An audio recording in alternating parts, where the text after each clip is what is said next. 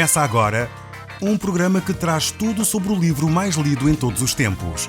Apresentamos O Som do Livro.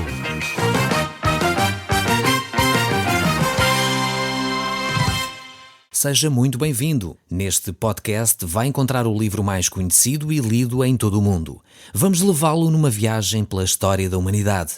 Este é um audiolivro para si, para a sua família e sociedade em geral. Contextualização e comentários de Paulo Chaveiro. Eu sou Paulo Chaveiro e nós hoje estamos a olhar de novo para a epístola que o apóstolo Paulo escreveu aos Colossenses. Nós estamos no capítulo 3. Os dois primeiros capítulos desta epístola foram sobre a pessoa de Jesus Cristo. É, portanto, a parte doutrinária, podemos dizer assim, que o apóstolo Paulo deixa escrita nesta carta. Ele fala sobre a divindade, a plenitude de Jesus Cristo.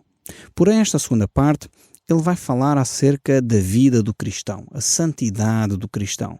Como é que cada um de nós vive esta relação com Deus? Como é que a relação com Deus, no fundo, influencia o nosso dia-a-dia? É exatamente isso que o apóstolo Paulo está preocupado e é exatamente isso que ele quer transmitir agora nos textos que nós vamos ler juntos. Ele fala acerca do despojamento da carne, o despojamento do velho homem. Ele usa estas imagens como se nós estivéssemos vestidos com roupas velhas e fosse necessário tirar aquela roupa velha e vestir um fato lindo, bonito, para ir assim a uma cerimónia, a um casamento. Então é esta a imagem que o apóstolo Paulo vai transmitir quando ele descreve aqui neste capítulo 3. Vejamos então o verso 12 deste capítulo 3 que diz assim: revesti-vos, pois, como eleitos de Deus, santos e amados, de ternos afetos de misericórdia, de bondade, de humildade, de mansidão e de longanimidade. Temos aqui então uma clara ordem dada por Deus para cada um de nós, para a nossa forma de nos conduzirmos. Ele diz, revesti-vos. Portanto, vamos ter esta atitude de tirar uma roupa velha e vestir uma roupa completamente nova. Estas virtudes aqui mencionadas são extremamente importantes. Aqui a ideia de revestir, nós encontramos também esta mesma ideia expressa no verso 10 deste capítulo 3, quando ele diz, como eleitos de Deus devemos revestir-nos destas virtudes. É um mandato divino, uma ordem. É algo que Deus quer que nós façamos de uma forma bem comprometida com a sua palavra. A nossa, então, eleição, a nossa relação com Deus é efetuada de uma forma muito profunda. Não começa só quando nós tomamos consciência dela. Não, de forma alguma. O livro de Efésios diz o seguinte, assim como nos escolheu nele, antes da fundação do mundo, para sermos santos e irrepreensíveis perante Ele.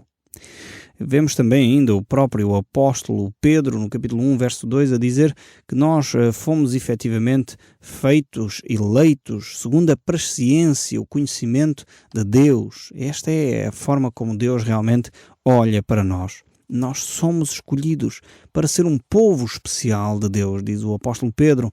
Também Tito fala nisso. De novo, Pedro, no capítulo 2, volta a falar desta ideia, a ideia de que somos santos. Aqui a ideia de santos não se refere àqueles que já morreram, não. Refere-se a você, a mim próprio, que temos esta relação com Deus. A ideia de santos não é de pessoas mortas, não, mas de pessoas vivas, pessoas que estão interagindo com a palavra de Deus. Então é a forma como Deus nos vê. Quando Deus olha para nós, Ele vê o sangue derramado de Jesus Cristo como se fosse um véu, e esse véu Deus vê-nos do outro lado, purificados, santos, amados, eleitos. Esta é a nossa condição diante de Deus. Realmente o apóstolo Paulo descreve de uma forma fantástica esta nossa relação com Deus, que somos amados por Deus. Muitos até sabem que Deus os ama, porém não sabem porque é que Deus os ama. Nós somos realmente amados por Deus por causa da morte de Jesus Cristo. Nós temos esse relacionamento porque Deus nos criou à sua imagem e semelhança e Ele quer desenvolver esse relacionamento conosco. Deus não tem apenas compaixão só de nós. Não, Deus ama-nos. Mesmo sendo nós pessoas que se revoltaram contra Deus, mesmo sendo nós pessoas que têm pecados, que são realmente pecados dos quais nós próprios nos envergonhamos. Mesmo assim, Deus nos ama. Deus nos ama e Ele quer realmente transformar e trazer esse amor até nós através da pessoa de Jesus Cristo.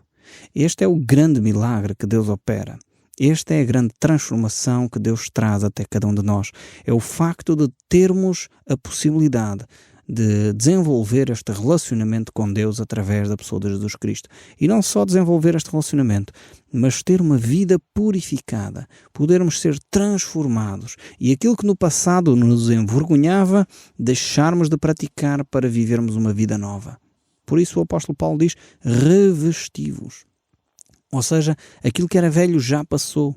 Aquilo que era velho deixou de existir.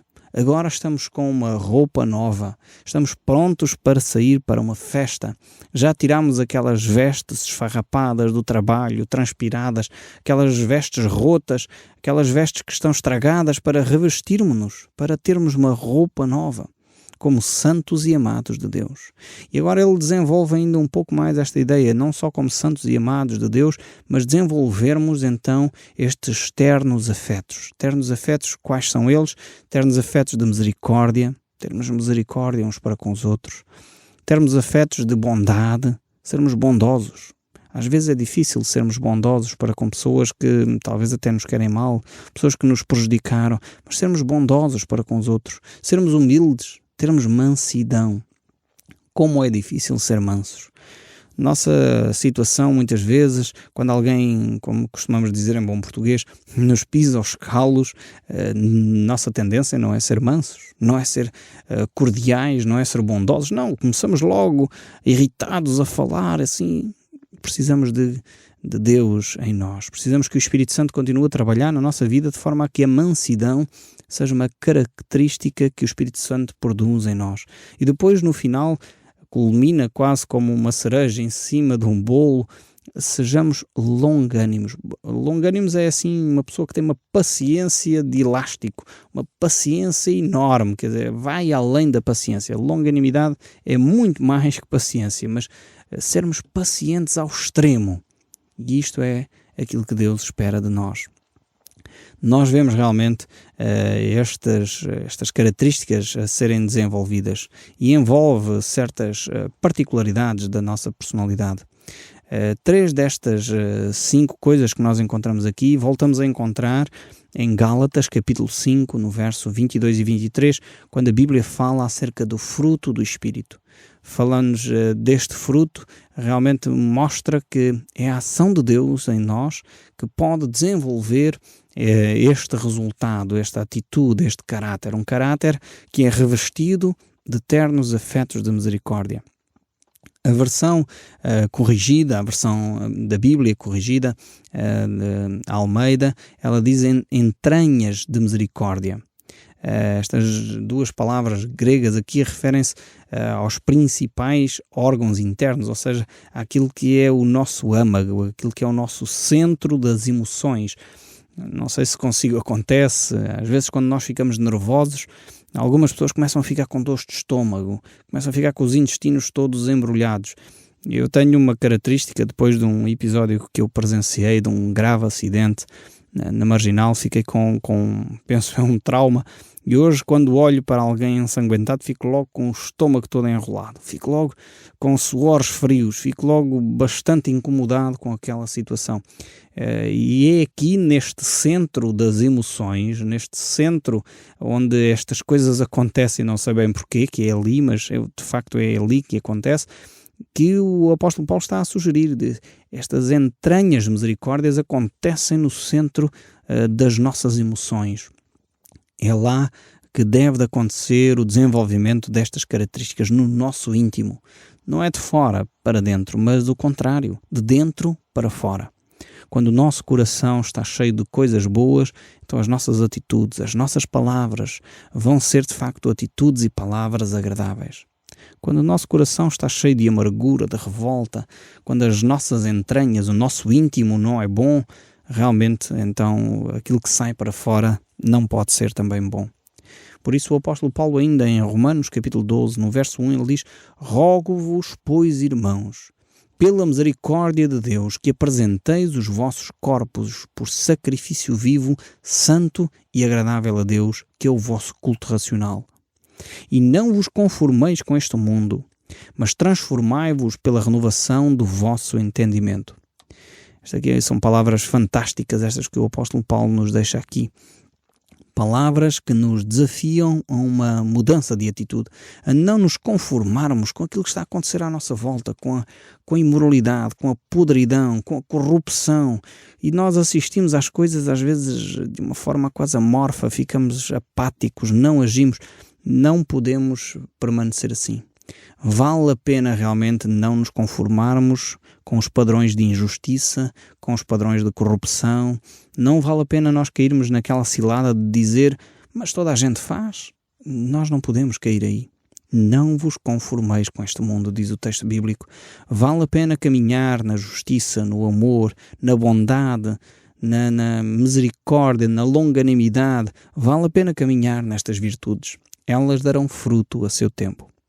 Voltando aqui ao texto bíblico em Colossenses, o verso 13 ainda nos diz: suportai-vos uns aos outros, perdoando-vos mutuamente.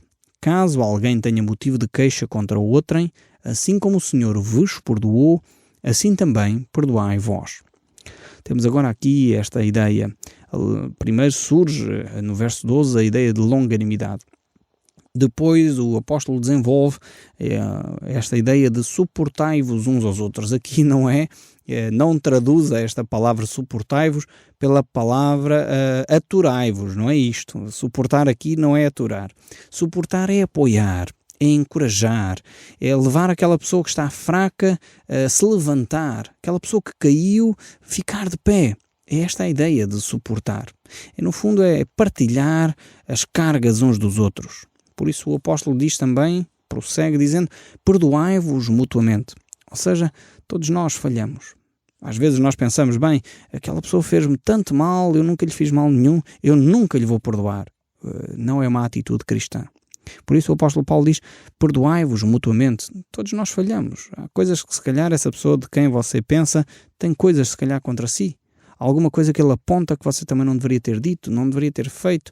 E o perdão é algo que Deus quer que nós exercitemos. Tanto que na oração do Pai Nosso, que você certamente conhece tão bem, é uma oração que nos desafia a perdoar aqueles que nos ofenderam, se queremos receber o perdão de Deus. Se nós não perdoamos aqueles que nos ofenderam, então o nosso perdão vindo dos céus fica condicionado. Precisamos de entender assim, como Deus nos perdoou, também nós devemos perdoar os outros. O padrão é este. É o perdão de Deus para connosco. Por isso não vale a pena nós guardarmos amarguras, ressentimentos contra alguém e ficar a remoer essas situações. Mas vale de facto confessar o nosso pecado, pedir perdão, se for o caso, a alguém que ofendemos, para que as relações possam ser de facto restauradas. As relações possam outra vez voltar a ser relações de amizade, baseadas no perdão de Deus. Esse é o desafio que Deus lança para cada um de nós.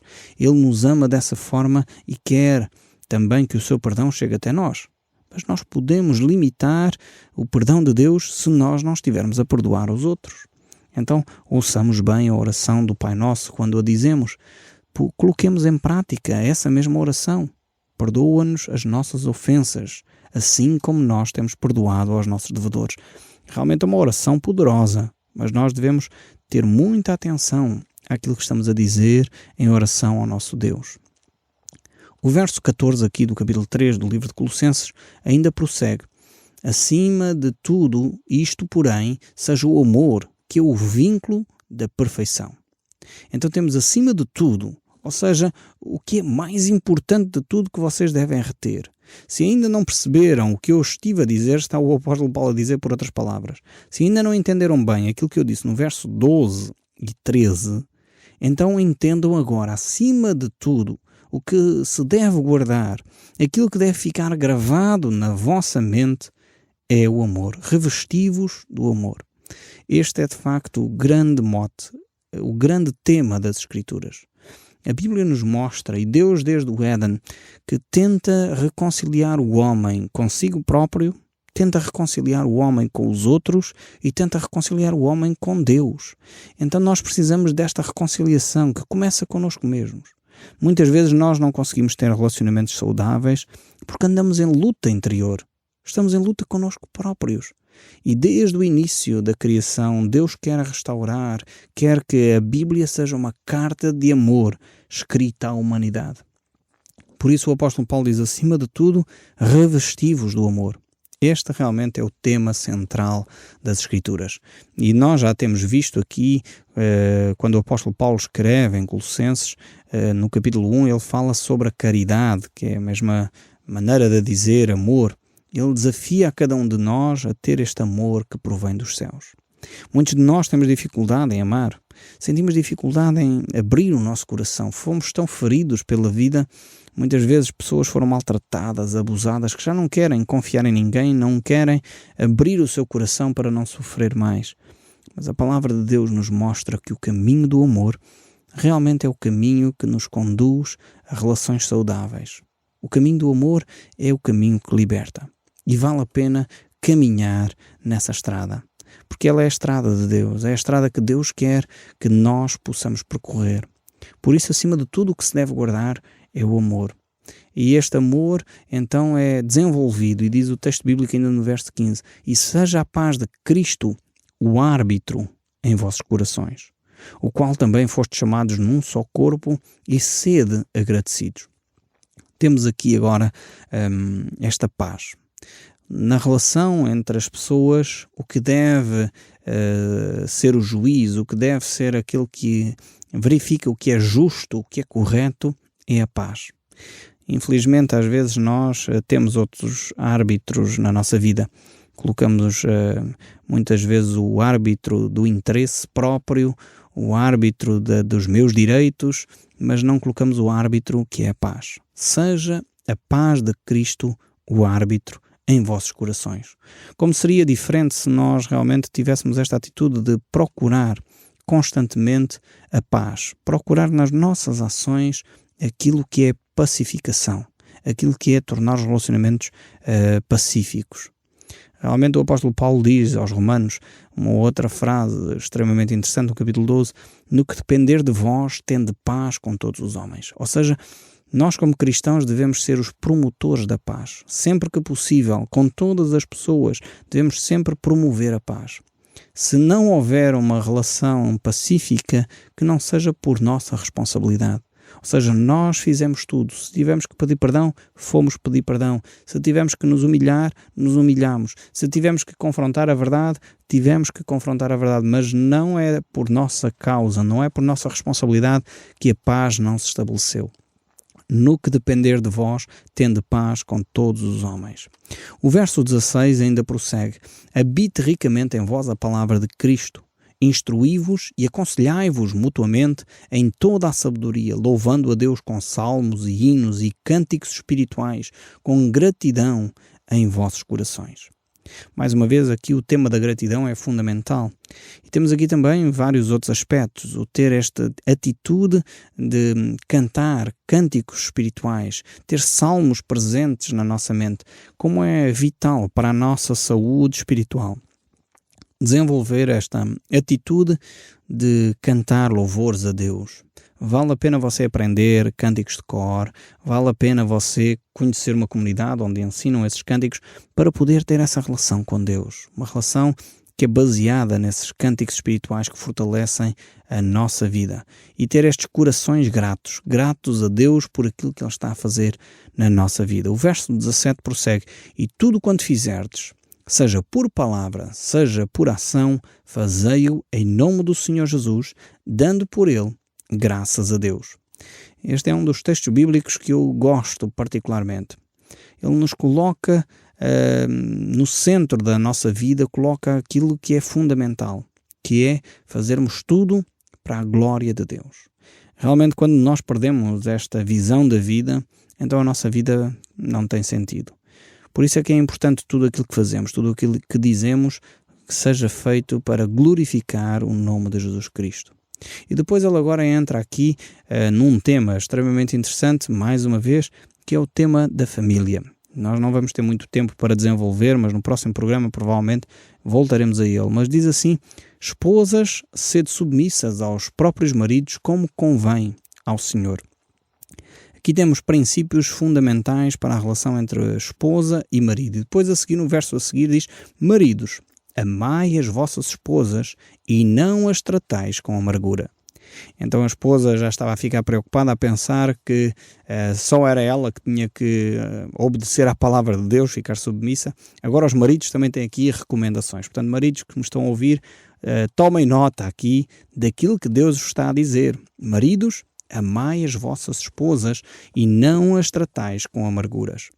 Vejamos aqui que é fundamental este relacionamento. Infelizmente no nosso país a violência doméstica é algo tremendo. Há poucos dias tive que acompanhar uma família que estava a ser abusada fisicamente. O marido estava a espancar a esposa e a criança. Tivemos que retirar a família por maus tratos. Isto é lamentável que aconteça. Os maridos comecem a amar as esposas. Maridos, a nossa responsabilidade não é disciplinar a nossa mulher com a vara. Isso é para o filho. Educar os filhos é a nossa responsabilidade. Não a esposa não é para ser espancada, mas para ser amada. Assim como as esposas não devem de agir com arrogância, com uma atitude de desonra para com os seus maridos, mas com uma atitude de respeito. Por isso aqui a ideia de submissão. Não é capacho, atenção. Muitas vezes nós, na nossa cultura machista, latina, temos a ideia de que submissão significa que a pessoa é assim quase um tipo escravo, mas não é isso que o texto bíblico está a dizer. Nós no próximo programa voltaremos a este tema e iremos certamente tratar dele com muito mais cuidado. Mas por agora eu gostaria que maridos e esposas tomassem atenção àquilo que Deus diz e comecem a aplicar, mesmo talvez sem compreender todas as implicações deste texto, comecem a aplicar aquilo que o Senhor está a dizer ao seu coração neste momento. Mulheres, sede submissas aos vossos maridos como ao Senhor, e maridos, amai as vossas esposas, como Cristo amou a Igreja, diz o apóstolo Paulo no livro dos Efésios, e aqui dizendo, não as tratando com amargura. Então são desafios tremendos que nós precisamos de aplicar e vigiar o nosso coração para que os nossos lares possam ser mais felizes, para que as nossas famílias possam ter um ambiente mais harmonioso. Precisamos de aplicar estes princípios. O Som do Livro, uma produção da Rádio Transmundial de Portugal.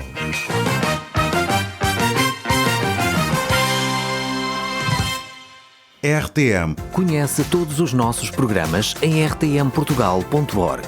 Uma produção da Rádio Transmundial de Portugal.